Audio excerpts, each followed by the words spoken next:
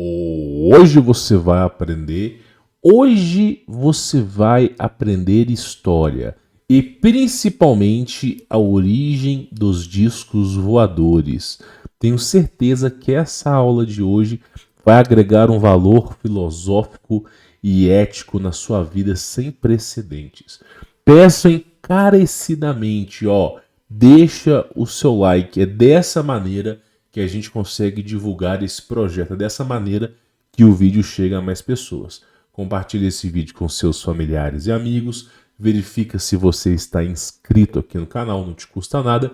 Quem quiser conhecer o meu trabalho, no momento as vagas estão encerradas. Quando houver uma abertura de vagas, você pode saber através do nosso veículo de comunicação oficial. Então você participa por lá para você poder ser informado. Hoje eu trago para vocês um dos primeiros projetos militares que uma hora foi secreto, hoje em dia não é mais secreto, sobre a criação de discos voadores. Quando a gente fala no final da Segunda Guerra Mundial, houve uma grande corrida tecnológica, onde os Estados Unidos, no final da Segunda Guerra, em 1943, os Estados Unidos havia sido informado da fuga do Bigodudo. Não vou falar o nome dele aqui, mas você sabe muito bem quem que é. E aí, os Estados Unidos levou consigo 3 porta-aviões. Para quem não sabe o que é o porta-avião, são aqueles navios gigantes que os aviões decolam e pousam. Levou consigo 3 porta-aviões, levou consigo submarinos, todo tipo de tecnologia que você pode imaginar, somente os soldados de ponta, e partiram rumo ao Alasca, na tentativa de buscar o Bigodudo através das informações que eles haviam recebido, né? Então, no final da Segunda Guerra, a Alemanha, tá? A história não oficial é o seguinte: 1 milhão de alemães ficaram desaparecidos, não foram encontrados. O Bigodudo não foi encontrado. Dizem que ele tirou a própria Parará, Pururu, Coelhinho da Páscoa vida, mas né, o que é dito é o seguinte: eles fugiram, né, momentos antes do fim da guerra. Vagões de trens carregavam toneladas e toneladas de ouro e todo tipo de tesouro que você pode imaginar. Esse tesouro foi transportado para os submarinos, não era só um, e os submarinos eles partiram para a Antártida. Porém, eles pararam, essa frota de submarinos parou lá na Argentina para poder reabastecer. E quando essa frota parou, tanto os espiões russos quanto os espiões americanos ficaram sabendo dos submarinos que estavam ali atracados e praticamente mandaram essa informação confirmada para o governo americano. Até porque, para reabastecer essa quantidade absurda de submarinos, demorou-se alguns dias. E dali, né, eles partiram para a Antártida. Finalizou a guerra, né, todo mundo já mais ou menos sabe a história, porém os Estados Unidos organizou uma expedição para a Antártida para poder observar o bioma, para poder observar os pinguins. E para poder observar os pinguins, nada melhor do que 3 porta-aviões, alguns submarinos, né? Pois bem, essa operação ela foi comandada pelo almirante Richard Burns, que na época era o soldado mais condecorado de sua época. Essa operação, tá? Quando ela começou, quando eles aproximaram da Antártida, em menos de 15 minutos, né, relato dos oficiais que sobreviveram, né, e decidiram falar antes de morrer, emergiu um disco voador com o desenho de uma suástica da água. E esse disco voador começou a tirar laser. E um desses lasers foi capaz de partir ao meio um porta-aviões. Então, rapidamente começou uma guerra no céu, com caças. Naquela época, o F-22 não era conhecido, mas o final da Segunda Guerra Mundial foi justamente o início dos aviões à caça. Então, começou uma grande guerra E o disco voador, ele derrotou tudo. Tudo que você pode imaginar. Derrotou porta-aviões, derrotou submarino, os mísseis não pegavam. E aí, em apenas 15 minutos, todo o exército, um terço do exército sofreu uma baixa absurda. De tal maneira que um porta-aviões naufragou no oceano, foram quedas e quedas de aviões, eles tiveram que recuar. Então, né, esse é o período onde se mostra, né, que o Bigodudo ele já tinha tecnologia de discos voadores. Ele já estava estudando sobre os discos voadores há muito tempo, porque os discos voadores eles são o ápice da tecnologia. Eles não seguem a lei da física, eles podem acelerar e desacelerar numa super velocidade, eles conseguem fazer curvas que seriam inimagináveis para a física, tudo usando a distorção magnética. Então, basicamente, o governo americano ficou muito interessado nessa tecnologia de discos voadores. Houve um projeto militar americano chamado Paperclip, onde daqueles alemães que sobraram, que não eram de primeiro escalão, mas os de segundo escalão, os que sobraram, como o Von Braun, que foi o fundador da NASA, eles foram recrutados para os Estados Unidos. Eles deram asilo, deram novas identidades, e eles foram recrutados e foram para os Estados Unidos. E mesmo assim, eles estavam tentando desenvolver os discos voadores. Essas filmagens que eu vou trazer para vocês são os primeiros protótipos de discos voadores que o governo americano estava tentando desenvolver, tanto na década de 40 quanto na década de 50 e 60. É um projeto chamado Avrocar. Começou dessa maneira, né? Antes da queda dos ovos de Roswell, antes de grandes expedições, esse foi o primeiro projeto do governo americano na tentativa de criar um disco voador semelhante ao que o Bigodudo tinha feito. Eu vou rodar o vídeo para você poder ver, tá? E depois nós vamos falar um pouco de história para você poder entender. Eu vou reduzir a minha imagem aqui, né? Eu só vou colocar o vídeo para você poder assistir, ó. Basicamente, tá? Você vê, tá? E isso aqui que você viu, essa imagem aqui, ó, é o esboço de como que seriam essas naves, né? O projeto do governo americano era justamente trabalhar com discos voadores. Então, a concepção de discos voadores para eles era dessa forma. Tanto é que, olha só, esses foram os primeiros projetos do governo americano para criar disco voador, tá vendo? Só que eles utilizavam a hélice de um helicóptero que ventava, fazia um vento muito forte para baixo, de tal maneira que deixasse esses discos planando, tá? Não é da maneira que se é utilizada hoje. E por que eles não conseguiam replicar o disco voador? Na época, eu vou ter que falar isso aqui de forma codificada. Existe um combustível que é o combustível de discos voadores. O combustível de discos voadores está presente no sânscrito dos indianos, sobre as vimanas. O combustível de discos voadores já foi encontrado no Egito. Em alguns lugares, esse combustível ele está fora da tabela periódica. Ele não existe na tabela periódica. E já é sabido desse combustível. Esse combustível ele é utilizado secretamente pela SpaceX, é utilizado secretamente por foguetes, tá? Eu vou falar o nome aqui, mas dificilmente você vai encontrar alguma coisa na internet. Ele é chamado de Mercúrio, olhe bem, Mercúrio, Coelhinho da Páscoa, Papai Noel, Felipe Neto, Luísa Sonza, Vermelho. Vermelho. Então esse é o combustível utilizado em discos voadores. Esse é um combustível que ele produz uma energia absurda, uma luminescência absurda, e é um combustível que se você utilizar as interações magnéticas, ele é capaz de criar a sua própria gravidade e densidade. Então, se você consegue tá andando a 20, 30 mil quilômetros por hora, e você consegue frear a sua nave sem virar purê de batata, porque ele distorce a realidade. Ele distorce o âmbito daquela realidade. Então, praticamente, eles são muito rápidos, muito rápidos.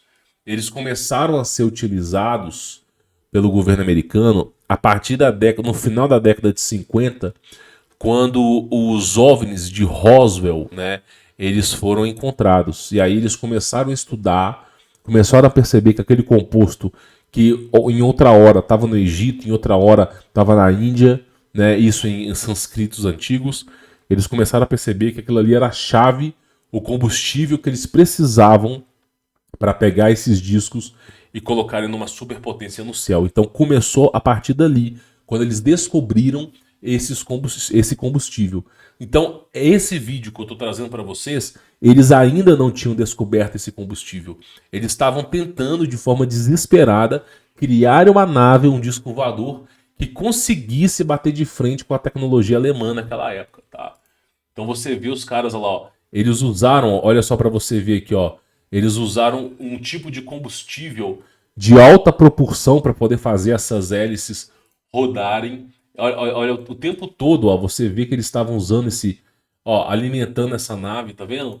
O tempo todo eles estavam tentando criar essa arma secreta para poder vencer, né? Ó, são 3, aqui tem um projeto e você vê, sabe o F-22? E por que esse projeto não foi para frente? Eu vou falar para você o porquê. Quando você pega um F-22 tem uma turbina. O F-22 tem uma turbina. E é um excelente caça. Ele consegue ultrapassar a velocidade do som. O F-22 foi um dos maiores caças que já existiu na história da humanidade. Travou guerras. Foi um dos caças, a tecnologia mais suprema que a humanidade já teve, né, antes de ser o que é hoje. E no F-22, eles colocaram uma turbina dessa aí. E por que eles escolheram o F-22 em vez de escolher um disco voador desse aí? Porque o disco voador utilizava 3 turbinas. 3 turbinas. Enquanto que o F-22, ele somente utilizava uma turbina. E o F-22, você conseguia colocar tanques, reservatório desse super combustível à base de querosene, gasolina e diesel, você conseguia colocar tanques nas suas asas. Então a autonomia de um F-22 era absurda. Você conseguia voar por horas e horas com o F-22.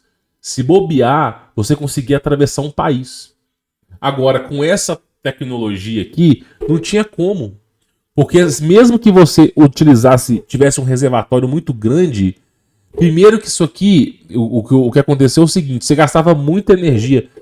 Imagina 3 turbinas, o custo energético de 3 F-22. Aí você imagina o seguinte, além de tudo isso, você tem um objeto que não é simétrico. Por mais incrível que pareça, eu vou falar uma coisa que vocês nunca mais vão esquecer.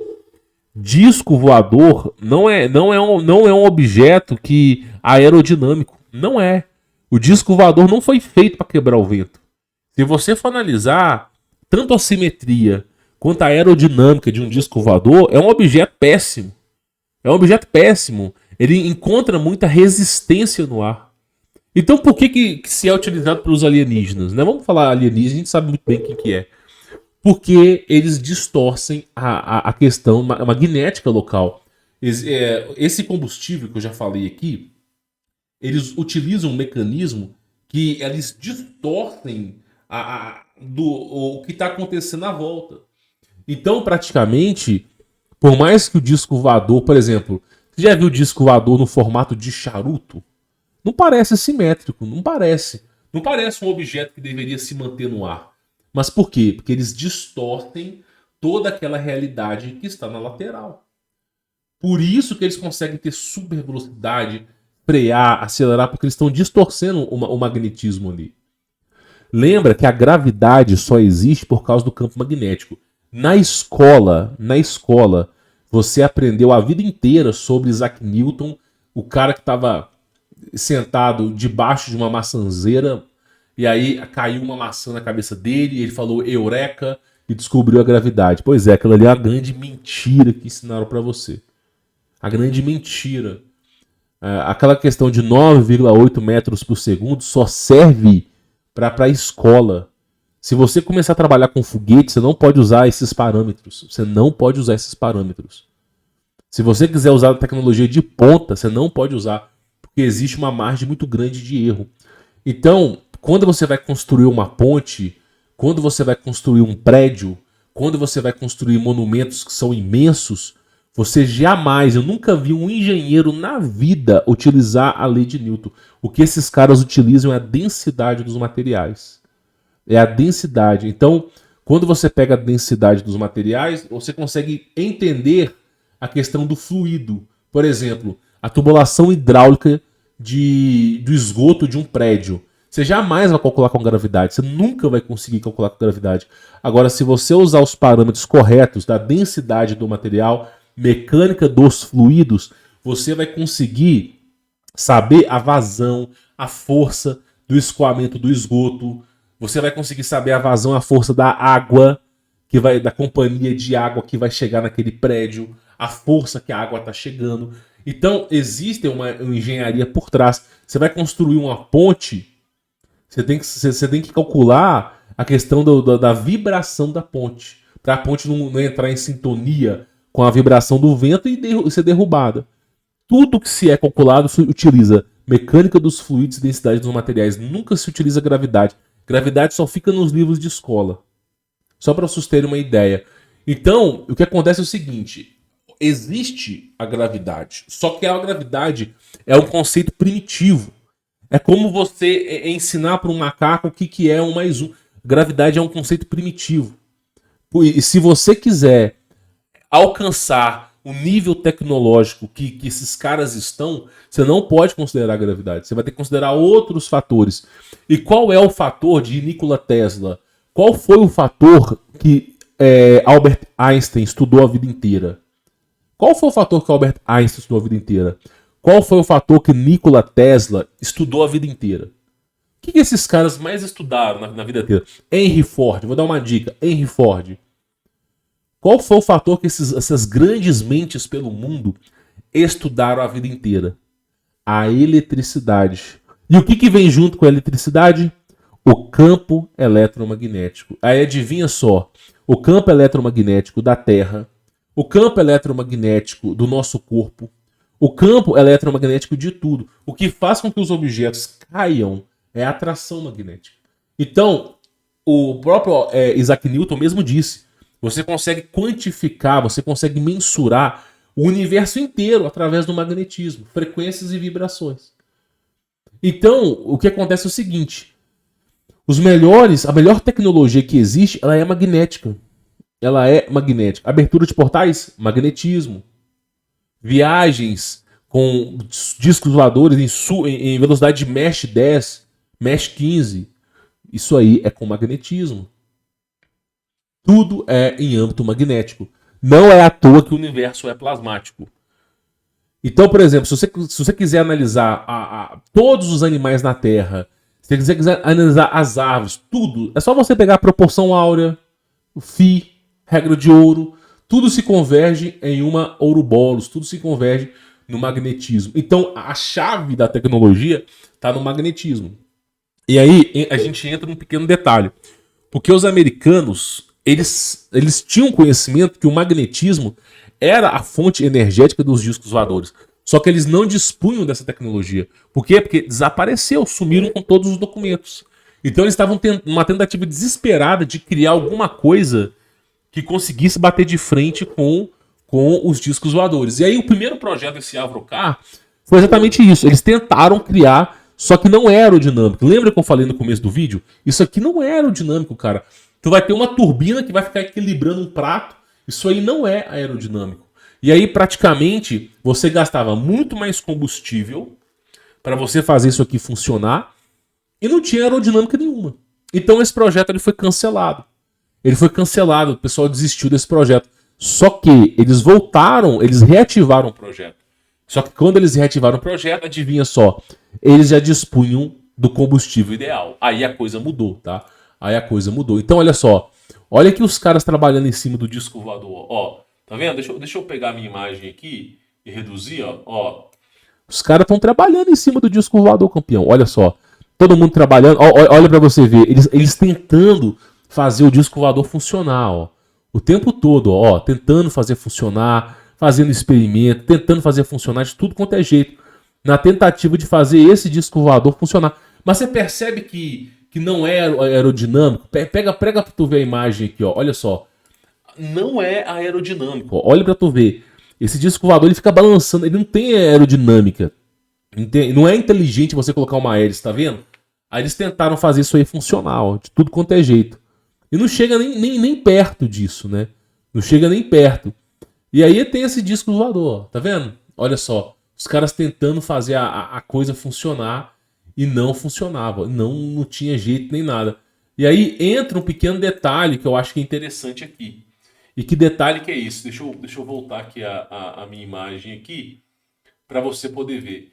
Lembra que eu falei da era pré-diluviana? Que eu falei dessas coisas? Olha só, esse livro aqui, ó.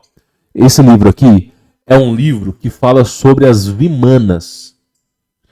Esse aqui é um sânscrito hinduísta. Um sânscrito muito inteligente, que quem desenvolveu isso aqui tá de parabéns. É um sânscrito hinduísta que explica o funcionamento das Vimanas. De como produzir o famoso Mercúrio, Parará, Pururu, Coelhinho da Páscoa, né? O jogador de futebol vermelho, né? Eles ensinam como que produz, eles ensinam. É claro que você não vai encontrar esse livro aberto, tá? Fica tranquilo que você nunca vai botar a mão no livro desse. E aí eles falam sobre como que teria que desenvolver essas naves, que tipo de metal, metal condutor elétrico. Eles deixam tudo bem detalhado, né? Eles colocam como que funcionaria essa nave. Inclusive, essa nave ela gera essa energia por esse combustível e ela é capaz de absorver a energia do Sol, se for preciso. Então é uma coisa muito surreal, tá? Eles falam sobre isso. Só que aqui, no caso da Índia, o que aconteceu? Isso aqui é um fato bem curioso, tá vendo? Isso aqui é o desenvolvimento da Vimana. Só que aqui aconteceu o seguinte, vou te falar, você vai entender. Os caras estavam desenvolvendo na Índia, né? Existe uma lenda que diz que os deuses indianos, eles se arrependeram de repassar tecnologia aos seres humanos, porque os seres humanos estavam traçando guerra entre si. Então consigo eles removeram a tecnologia que passaram para os seres humanos. É uma das lendas hinduístas. Independente de lenda ser real ou não, o que acontece é que na região onde se desenvolvia Vimanas na Índia, foi descoberto um lugar com centenas de fósseis de esqueletos humanos calcinados, esqueletos humanos que foram pulverizados em segundos, né? E inclusive o lugar tem radiação. A maneira que os esqueletos estão dispostos, né, é como se ninguém nem soubesse o que aconteceu. E aí, basicamente, devido à enorme radiação no local, eles entenderam que há mais ou menos 4, 5 mil anos atrás, alguém descobriu a bomba nuclear lá na Índia. Já estavam desenvolvendo as Vimanas e alguém descobriu a bomba nuclear. Só que alguma coisa aconteceu que pulverizou aquela região inteira. Então o Bigodudo ele mandou pesquisadores para o mundo inteiro para descobrir tecnologia. E uma dessas tecnologias era o disco voador. E aí o que acontece? Nós estamos na década de 40 para 50, tentativas desesperadas dos Estados Unidos de criarem discos voadores depois que eles perderam aquela guerra ali contra o... Eu acho que a operação chama High Jump, tá? Se não me falha a memória, a operação chama High Jump. A operação que eles foram investigar o Bigodudo, tá? Mas eles dizem, claro, que foram estudar os pinguins, né? 3 porta-aviões. 3, né? Claro, estudar os pinguins com 3 porta-aviões, né? Realmente precisaria disso. Então, basicamente é o seguinte, eles estavam tentando, de forma desesperada, fazerem essa questão de encontrar uma maneira de criar o disco voador. Pois bem, nessa operação High Jump, 9 meses, a operação era para durar 1 ano, durou 3 semanas. 9 meses depois dessa operação, o almirante Richard Burns ele voltou na Antártida, na região onde tinha sofrido aquelas baixas. Só que ele voltou com um porta-aviões e ele voltou sem causar guerra. Deixaram o porta-aviões numa distância segura e o próprio almirante Richard Burns, junto com seu copiloto, né, pegaram um avião desmuniciado, sem qualquer munição, e decidiram investigar a área, né? E quando eles foram investigar a área, né, eles começaram a sobrevoar. Depois de algumas horas, eles foram interceptados por um disco voador, que utilizou uma arma, segundo eles, de laser, que tornou o avião imóvel. Inclusive o motor parou de funcionar. Eles pousaram num lugar e aí eles descobriram, né, seres humanos muito mais evoluídos do que a nós, com um grande ápice de tecnologia, né? Pelo menos o relato dos caras. É claro que a história é muito mais profunda do que eu estou falando aqui. O almirante Richard Burns ficou se não me falha a memória, ficou 3 semanas, né? É dito no livro dele que ficou 3 dias, mas 3 dias, não, 3 horas, né? Mas foram as 3 semanas que ele ficou, que ele desapareceu e ficou na Antártida. O pessoal já estava reunindo as coisas para voltar quando o rádio tocou o comunicador que eles estavam voltando, né? Eles achavam até que o almirante Richard Burns tinha batido as botas. E aí, o que aconteceu? Ele voltou, mas também ele não voltou com tecnologia. Ele confirmou que realmente havia uma civilização mais bem desenvolvida na Antártida, com um âmbito tecnológico muito superior ao nosso. Ele confirmou isso. E aí, basicamente, isso só fortaleceu a ideia de que os Estados Unidos precisavam de uma tecnologia muito mais avançada. Muito mais avançada. E ele só tinha essa porcaria, esse calhambeque aí de Avrocar. E aí, o que aconteceu foi o seguinte, meu irmão. Eu não vou dizer que foi um presente dos deuses, porque isso aí é mentira, né? Mas o que aconteceu foi que, em 1953, mais ou menos, 7, 8 anos depois, os Estados Unidos eles pararam de desenvolver esse calhambeque e eles começaram a desenvolver aquela nave em formato de triângulo. Eu esqueci o nome dela agora, se é Black Hawk. Black Hawk é o nome de helicóptero, né? Mas tinha uma nave nos Estados Unidos que ela tinha um formato triangular. Essa foi uma tentativa deles de fazer a coisa ir pra frente. Inclusive essa nave até hoje em dia existe, mas também não é lá grande coisa, né? E aí eles estavam tentando desenvolver quando, né, ocorre uma queda de um disco voador lá no Arizona, né? Acho que foi no Texas, não sei, acho que foi no Arizona, né? E aí o que aconteceu foi que o caso de Roswell, né?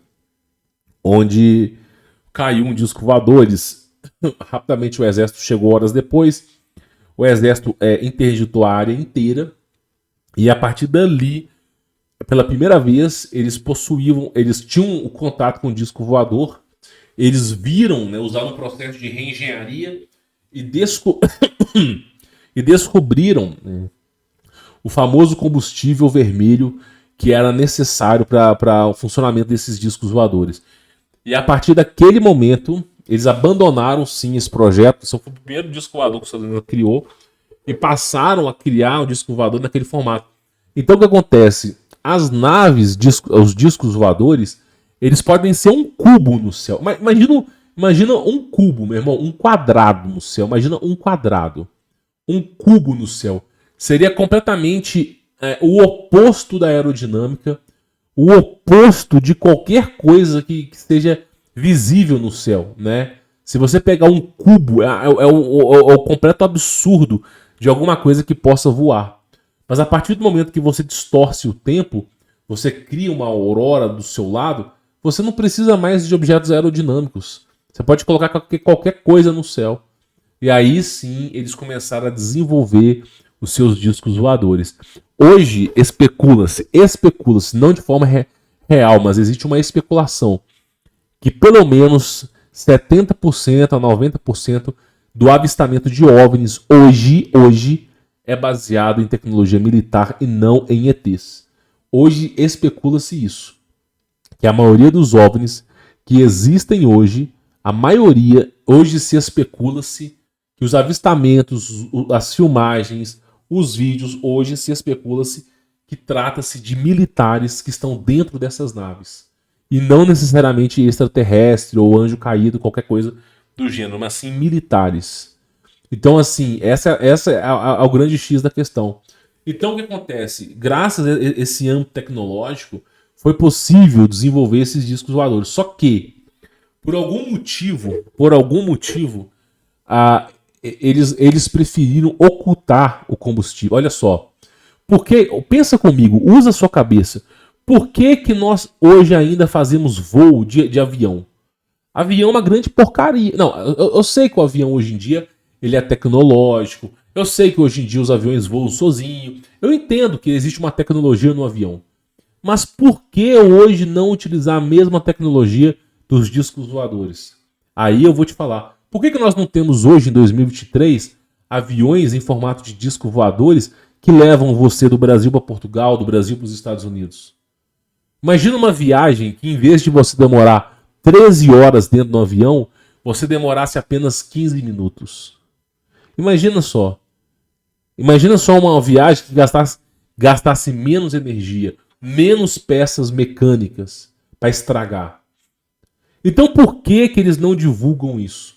Porque esse material, esse famoso mercúrio, coelhinho da Páscoa, futebol, Mano Brown, vermelho, esse combustível vermelho é um combustível que não somente serve para as naves, mas serve para os motores, para os carros, serve para iluminar uma cidade inteira. Essa é a grande corrida energética. Esse é o santo graal da energia. É o santo graal da energia. E eles não querem entregar isso de graça. Eles não querem entregar isso para a população. Porque esse combustível, ele faria com que um carro andasse a vida dele inteira sem abastecer. Isso não é viável financeiramente. Uma casa seria ligada energeticamente sem a dependência de companhias. Você teria aviões funcionando com esse âmbito tecnológico. Poderia ser discos voadores, poderia ser um caixote. Você teria uma tecnologia absurda. Só que isso traria uma liberdade absurda para o ser humano. E é uma tecnologia restrita. Então o que eles fazem? Eles não deixam essa tecnologia escapar. Não deixam. E aí, um dos ex-engenheiros da NASA, que chegou a trabalhar na SpaceX no lançamento de foguete, revelou que o combustível verdadeiro dos foguetes é esse combustível. Não é aquele que você conhece. Aquele que você conhece é apenas no primeiro estágio. É apenas no primeiro estágio. O primeiro estágio que leva você ali até mais ou menos uns 30 quilômetros para cima. Ali é o primeiro combustível. Depois, quando ninguém está olhando, se utiliza o outro combustível. Aí o outro combustível, meu irmão, não fica saindo faísca. Só que eles não podem divulgar. E aí o lançamento do foguete só pode ser no Cabo Canaveral, só pode ser no Triângulo das Bermudas. Para quê? Para que a tecnologia não caia em outros países e as pessoas descubram essa tecnologia. Então tudo é muito restrito, muito restrito. Porque eles não querem que você saiba desse super combustível. Então essa é a história. E o mais interessante de tudo é que havia um reino que era Rússia, Ásia, China, Europa. Havia um reinado que era maior do que o reinado de Roma 2000 anos atrás, que é o reinado de Tártaro, o reinado de Tartá, Pararapururu, Coelhinho da Páscoa, Futebol Intergaláctico, Riá. E essa civilização dispunha desse combustível. Eles utilizavam isso para alimentar a energia das casas, das cidades e dos carros, cara. Inclusive, eles tinham naves, eles tinham uma porrada de tecnologia. Só que, do dia para a noite, houve um evento catastrófico que destruiu o continente inteiro. Nós acreditamos que seja o plasma, que foi mais forte. Nenhuma bomba nuclear ou atômica seria capaz de fazer o grande estrago que aconteceu na Europa há 250 anos atrás. Nada. E aí praticamente resetou a população inteira. E aí praticamente a pessoa acredita que foi bomba nuclear, mas eu, praticamente falando, eu acho que foi plasma. Muito pior que bomba nuclear. Então, assim, essa é a história dos discos voadores. Eu espero que graças a esse conhecimento se aprenda. Se alguém te perguntar você já sabe que a maioria dos discos voadores são humanos, os seres humanos que estão ali dentro. Existe alienígenas? Greys, Anunnakis, Réptil, Parará, Pururu, futebol, futebol, lianos, né? Existe, cara, existe tal. Existe, claro, não é só os seres humanos que estão aqui. Mas saiba que o ser humano hoje tem essa tecnologia. Hoje os caras têm. Meu irmão, nós estamos falando. Só pra você ter mais ou menos uma ideia. Só pra tu ter mais ou menos uma ideia. Em 1970, eu tinha um documento. Eu não posso falar abertamente aqui. Mas eu tinha um documento chamado UFO Secret. Tá? Um documento chamado UFO Secret. E ele tinha o estudo do governo americano sobre discos voadores em 1945 e que terminou em 1970, tá? Eu tinha esse documento. É claro que esse documento estava tarjado de preto, faltava algumas páginas. Tudo. Hoje em dia eu não tenho esse documento mais. Hoje em dia eu não salvo mais nada no meu computador, mais nada, cara, zero. Tem até um motivo para isso. Então, praticamente, nesse documento, eu me lembro que no próximo do ano de 69 para 70, os caras já haviam dominado a questão desse combustível vermelho. Eles já haviam dominado. Então, na década de 70, o disco voador prateado, que alcançava super velocidade, que distorcia a lei da física, que atirava laser, que não havia uma cabine. Não, porque esse primeiro projeto, você tinha que botar o piloto para fora. Na década de 70, não precisava mais colocar o piloto para fora. Então, o último, em 1970, o governo americano já havia dominado a tecnologia dos discos voadores. 1970. Qual ano que nós estamos mesmo? Eu estou gravando esse vídeo em 2023, final de 2023. Ou seja, tem praticamente 53 para 54 anos. Os caras dominaram a tecnologia dos discos voadores há 54, 53 anos atrás. Você tá entendendo o nível que os caras têm? Se os caras dominaram o disco voador há 50 anos atrás, imagina o que os caras têm hoje, velho. Imagina o que os caras têm hoje. Sem brincadeira. É um nível surpreendente, cara. Surpreendente. A gente tá falando aqui de abertura de portais, a gente tá falando aqui de coisas que são inimagináveis aos seres humanos, tá? Espero que essa aula de hoje, né, ela tenha trazido para vocês conhecimento, tenha trazido um questionamento. E vocês hoje aprenderam, tiveram uma baita de uma aula sobre essa tecnologia que em outra hora era secreta, hoje em dia não é mais. Mas, né, eu acredito que daqui a 200 anos talvez esses caras revelem isso, né, quem vai saber, né? Mas a partir de hoje você já tem esse conhecimento sobre esse assunto, tá bom? Peço para vocês deixarem o seu like, extremamente importante para ajudar a divulgar esse projeto, tá? Também verificar a sua inscrição no canal, se não é inscrito, para se inscrever.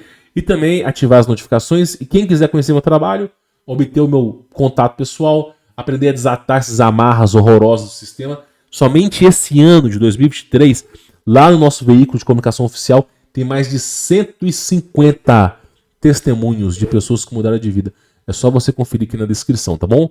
Vou ficando por aqui. Fique na paz.